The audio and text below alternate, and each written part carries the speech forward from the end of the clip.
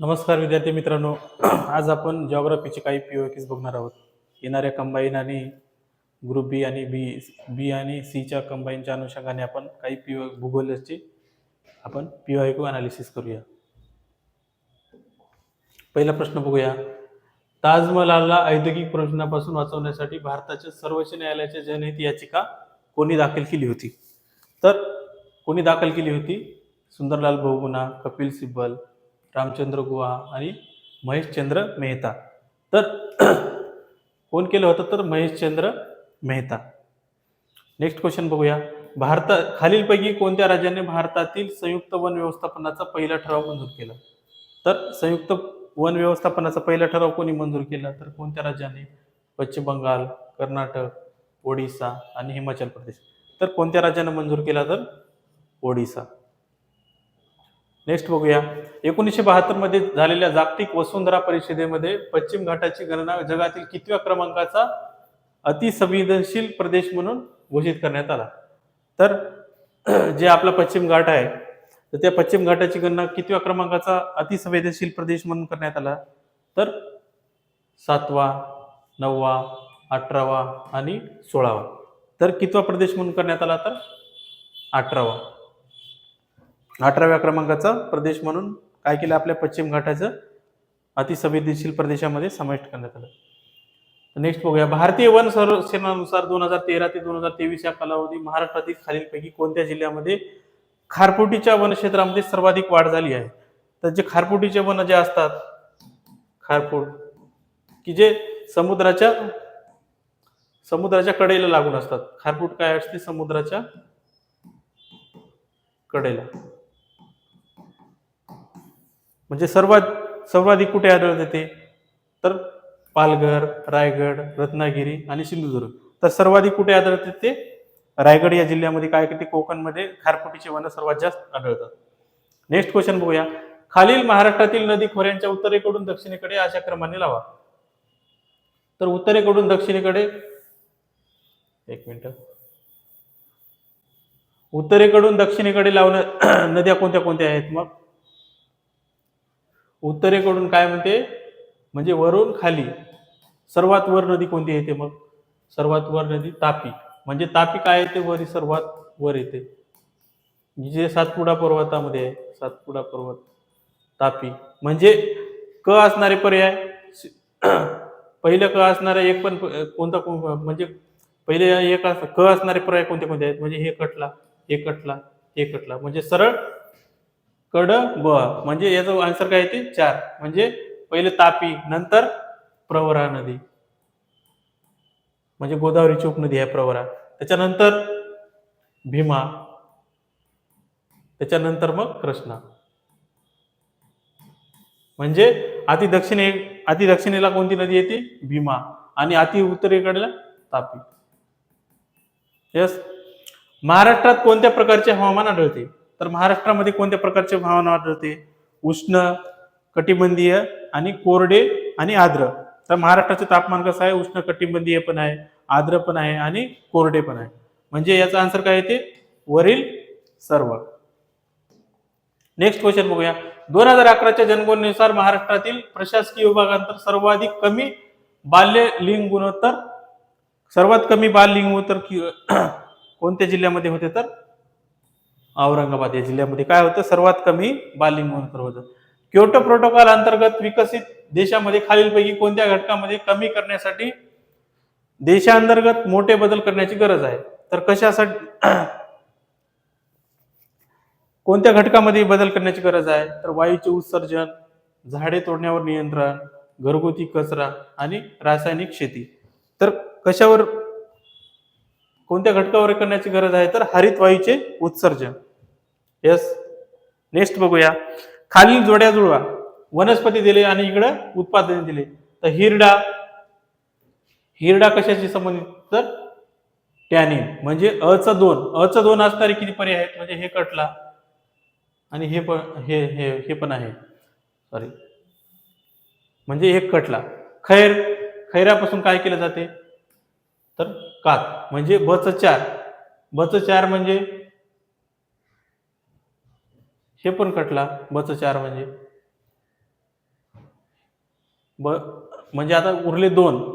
मग तेंदूपाने, तेंदूपान्यापासून काय करतात?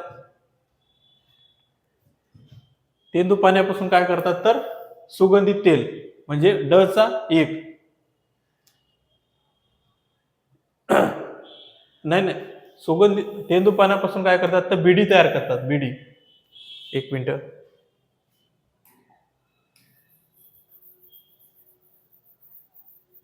कन्फ्युज होऊ नका विद्यार्थी मित्रांनो.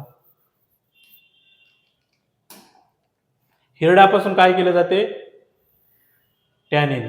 म्हणजे अ चा 2, आ चा 2 असणारी किती आहेत? म्हणजे हा एक आहे, हा एक आहे आणि हा एक, म्हणजे हा वाला कटला. खैरापासून काय केले जाते? कात तयार केली जाते, म्हणजे ब चं 4. ब चं 4 असणारे किती आहे? म्हणजे हा कटला. ब चं 4 असणारे 2 आहेत. मग आता उरले काय? तेंदूपानापासून काय केले जाते तर बिडी बनवली जाते, म्हणजे ड चं 3. ड चं 3 असणार काय? एकच आहे, म्हणजे याचा आन्सर काय येते? 3. आणि रोशा गवत सुगंधी तेल. रोशा गवसापासून काय केली ती? सुगंधी तेल. महाराष्ट्रातील खालीलपैकी कोणते खनिज मोठ्या प्रमाणात आढळते? तर महाराष्ट्रात सर्वात जास्त प्रमाणात आढळणारे खनिज कोणतं? तर बॉक्साईट, मॅग्नीज, लोह खनिज आणि डोलोमाइट. तर सर्वात जास्त महाराष्ट्रामध्ये कोणत्या प्रकारचे खनिज आढळते? तर लोह खनिज. नेक्स्ट, कर्कवृत्त भारताच्या कोणत्या राज्यामधून जाते?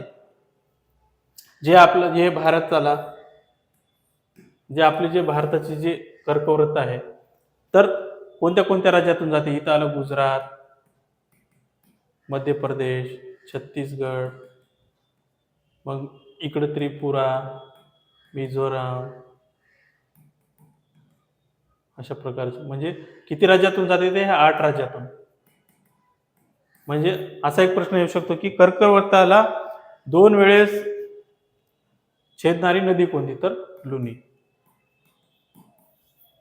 मग गुजरात, मध्य प्रदेश, त्रिपुरा आणि मिझोराम, म्हणजे याचा आन्सर काय येते? कोणत्या कोणत्या राज्यातून जाते? तर गुजरात, मध्य प्रदेश, मिझोराम आणि त्रिपुरा. नेक्स्ट, योग्य जोड्या लावा. जीवावरण, राखीव क्षेत्र आणि इकडे काय दिले? स्थापना क्षेत्र. तर निलगिरी निलगिरीचं राखीव क्षेत्राचं स्थापना वर्ष कोणतं आहे? म्हणजे निलगिरीचं 1986. म्हणजे अ चं 4. अ चं 4 असणारे किती पर्याय आहेत? एकच आहे, म्हणजे याचा आन्सर काय येते? 2. सुंदरबन 1989, कच्छ 2008 आणि पन्ना 2011. स्क्रीनशॉट करून घ्या विद्यार्थी मित्रांनो. येस. योग्य जोड्या जुळवा. नदी, संगमस्थळ आणि नद्या. तर प्रकाश हे कोणत्या नदीच्या संगमावर आहे? तापी आणि गोमती. म्हणजे अ चा 2. अ चा 2 असणारा एकच पर्याय, म्हणजे याचा आन्सर काय येते? 2. म्हणजे सरळ सरळ असं आयोगाचे मागच्या वर्षीचे जे मागचे जे कंबाईन मेन्सला आलेले प्रश्न आहेत जिओग्राफीचे, तर एकाच जोडीवर सर्व पूर्ण पर्याय म्हणून आहे. मुडावत कुठं आला? तापी व पांजरा. तापी व पांजरीच्या संगमावर काय आहे? मुडावत. माहुली कुठं आला? कृष्णा व वेण्णा. कृष्णा व वेण्णा यांच्या संगमावर काय होते? कृष्णा व वेण्णा यांचा संगम कुठं होते? माहुली या ठिकाणी. आणि तुळापूर, भीमा आणि इंद्रायणी. भीमा आणि इंद्रायणीच्या संगमावर कोणतं शहर आहे? तर तुळापूर. 2011च्या जनगणनेनुसार कोणत्या केंद्रशासित प्रदेशात अनुसूचित जमातीच्या लोकसंख्येची टक्केवारी सर्वाधिक आहे? तर अनुसूचित जमाती आहे, म्हणजे एसटी कास्ट, तर त्यांची लोकसंख्येची टक्केवारी सर्वात जास्त कोणत्या राज्यामध्ये आहे? कोणत्या ठिकाणी आहे? तर चंदीगड, दादरा नगर हवेली, लक्षद्वीप आणि दिल्ली. तर लक्षद्वीप या केंद्रशासित प्रदेशामध्ये काय आहे? तर एसटी अनुसूचित जमातीची सर्वात जास्त लोकसंख्येची टक्केवारी आहे. नेक्स्ट बघूया. 2011च्या भारतीय जनगणनेनुसार राजस्थान राज्याचा साक्षरता दर सर्वात कमी टिंबटिंब इतका होता. तर 2011चे जे सेन्सस वरचा प्रश्न आहे, 2011च्या सेन्ससवर भारतीय जनगणनेनुसार राजस्थान राज्याचा साक्षरता दर सर्वाधिक कधी कमी होता? तर 66.11% एवढा होता. नेक्स्ट, खालीलपैकी कोणते विधान चुकीचे आहे? म्हणजे चुकीचे विचारले. पहिलं ह्याला अंडरलाईन करून घ्यायचं, पूर्ण वाक्य वाचायचं. चुकीचं विचारलंय का बरोबर विचारलंय. भारताच्या मुख्य भूमीचे उत्तरेकडील टोक लागवडील ते दफ्तार येथे आहे. भारताच्या मुख्य भूमीचे उत्तरेकडे दफ्तार बरोबर आहे. तर वर दफ्तार. तर भारताच्या मुख्य भूमीचे दक्षिणेकडील म्हणजे हे स्टेटमेंट बरोबर आहे. पहिले स्टेटमेंट बरोबर आहे. दफ्तार येथेच आहे. बरोबर आहे. मुख्य भूमीचे दक्षिणेकडील टोक व तामिळनाडूमध्ये कन्याकुमारी येथे. इथे कन्याकुमारी ते दफ्तार हे असं भारत. हे पश्चिम, हे पूर्व, हे दक्षिण आणि हे उत्तर. हे दफ्तार. दफ्तार कुठं आले? काश्मीर. आणि हे कन्याकुमारी, इथं कन्याकुमारी.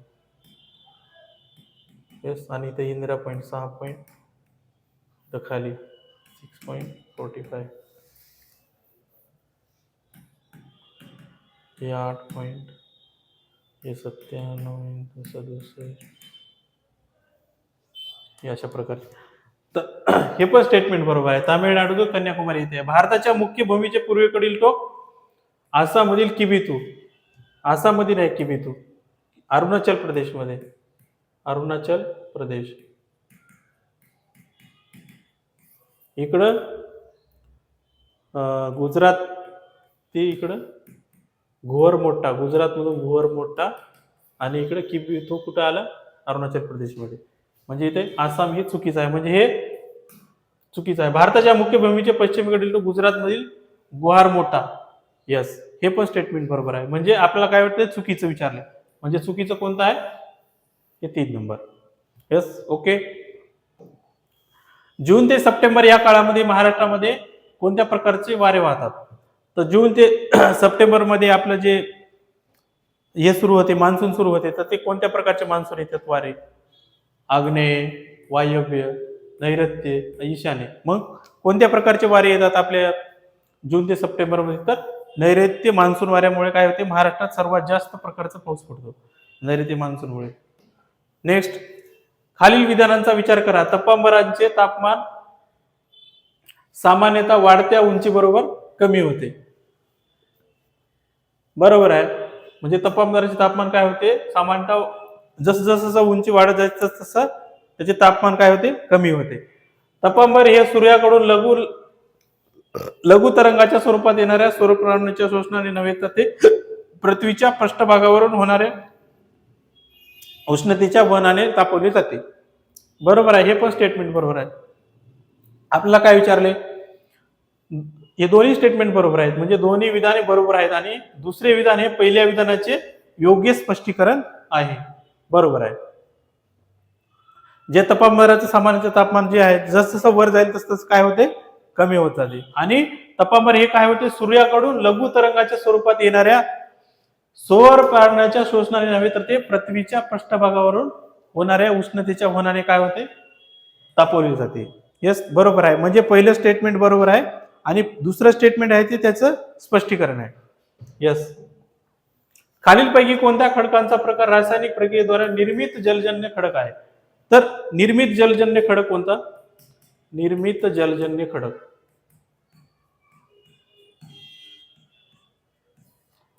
तर कोणता आहे निर्मित जलजन्य खडक? तर जिप्सम.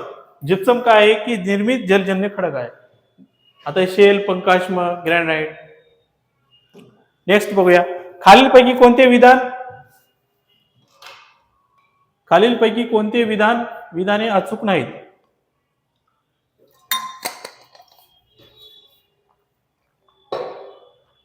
खालीलपैकी कोणते इज नॉट करेक्ट? म्हणजे करेक्ट नाहीत म्हणते.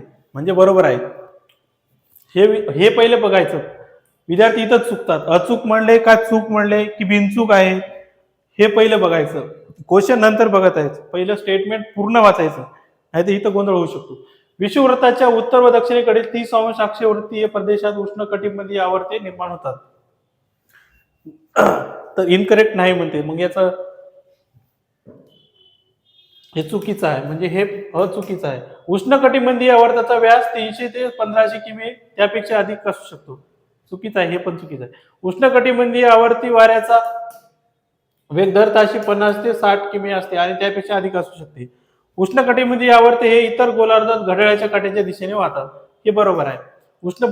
उष्णकटिबंधीय आवर्त हे काय होते, उत्तर गोलार्धामध्ये आपले जे अँटी क्लॉकवाईज म्हणजे घड्याळाच्या दिशेने काय होतात, वाहतात. नेक्स्ट, खालीलपैकी कोणत्या नद्या सिंधू नदीच्या उपनद्या आहेत? तर सिंधू नदीच्या उपनद्या कोणत्या? तर JCRBS म्हणजे JCBREBS म्हणजे काय? रावी, चिनाब, ये झेलम, चिनाब, रावी आणि हे बियास आणि हे सतलज. झेलम, रावी, चिनाब, बियास आणि सतलज हे काय सिंधू नदीच्या उपनद्या आहेत. मग ह्यापैकी कोणते आहेत? झेलम, रावी, चिनाब. कोसी आहे का? कोसी नाही, म्हणजे कोसीमुळे काय केलं, हे उडाला. गंडक, कोसी, घागरा, सोन हे पण नाहीये. सतलज, बियास, रावी, चिनाब हे बरोबर आहे, म्हणजे क बरोबर आहे, म्हणजे हे उडाला, हे उडाला.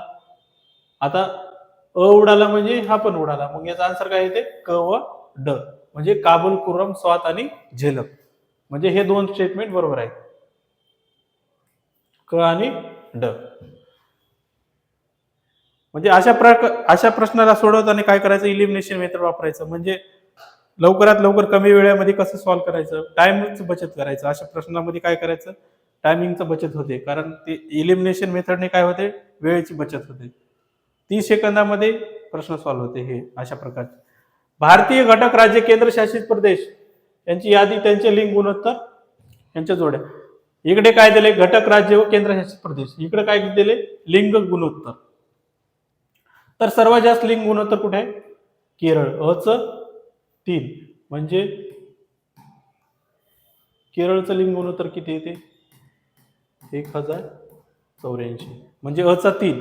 अचा 3 असणारा एकच पर्याय, म्हणजे याचा आन्सर काय येते? 3. तामिळनाडूचं किती येते? तामिळनाडूचं किती आहे? 996. आणि पदुचेरीचं किती? 1037. पदुचेरी 1037. आणि आंध्र प्रदेशचं किती? 993.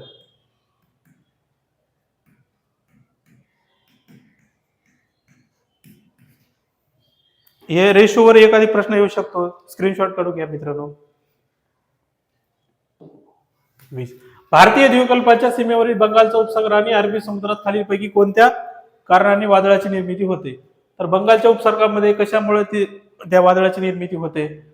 तर तापमान कमी होऊन त्या हवेचा दाब वाढल्याने, तापमान वाढून हवेचा दाब कमी झाल्याने, तापमान व हवेचा दाब वाढल्याने, तर तापमान व हवेचा दाब कमी झाल्याने. तर बंगालच्या उपसागरामध्ये काय कशामुळे कोणत्या प्रकारच्या कारणामध्ये वादळाची निर्मिती होते? तर तापमान वाढून काय होते? ते हवेचा दाब कमी होते, त्यामुळे काय होते? ते उपसागरामध्ये वादळाची निर्मिती होते. कळसुबाई हे शिखर सर्वोच्च पर्वत शिखर खालीलपैकी कोणत्या पर्वत रांगेची स्थित आहे? तर कळसुबाई कुठं आलं? हे झालं आपला महाराष्ट्र, हे झालं सह्याद्री पर्वत. तर सह्याद्री पर्वतामध्ये काय आहे? ते कळसुबाई शिखर. इथं काय आहे? ते कळसुबाई शिखर. तर कोणत्या पर्वत रांगेत? तर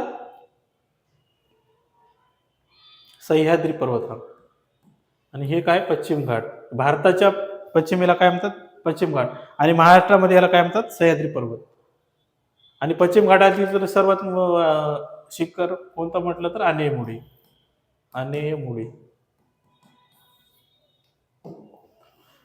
योग्य जोडा जुळवा. महासागर आणि गर्ता. प्रशांत महासागर कुठे येते? मरियन गर्ता. म्हणजे अचा 2 असणारे एकच, अचा 2 असणारे 2 पर्याय आहेत, म्हणजे हे पण आहे, म्हणजे हे उडाला, हे उडाला. मग अटलांटिक महासागर कुठं आला? प्युर्टो रिको गर्ता. म्हणजे बीचं 4 असणारे एकच पर्याय, म्हणजे आन्सर काय येते? 3. आणि सीचं हिंदी महासागर जावा गर्ता आणि आर्टिक महासागर युरेशियन गर्ता. थँक्यू विद्यार्थी मित्रांनो. पीवायक्यूचं आपण अनालिसिस बघितलेलो आहोत. अशाच प्रकारचे आपल्याला काही क्वेश्चन पाहायचे असतील किंवा PYQ अजून दुसरं इकॉनॉमिक्स घेऊन येणार आहोत, आपण पॉलिटी घेऊन येणार आहोत, अशाच प्रकारचे PYQ बघण्यासाठी आपण आपल्या चॅनलला आपण लाईक, शेअर आणि सबस्क्राईब करा. थँक्यू.